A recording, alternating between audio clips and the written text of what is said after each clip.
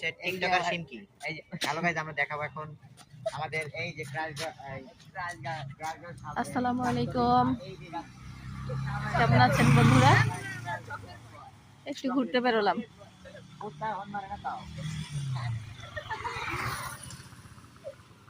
রাস্তার মাঝে হাঁটতে, আজকে শীতটা একটু কম, তাই বের হলাম একটু ঘুরে দেখি। আমি এখন আছি খুলনা শহর রূপসায়। এখানে আমার খালাতো ভাইয়ের বাড়ি, এখানে আসছি ঘুরতে।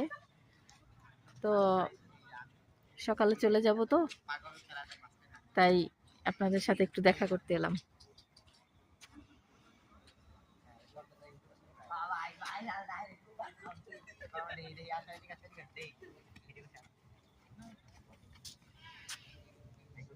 প্রিয় বন্ধুরা, কেমন আছেন আপনারা?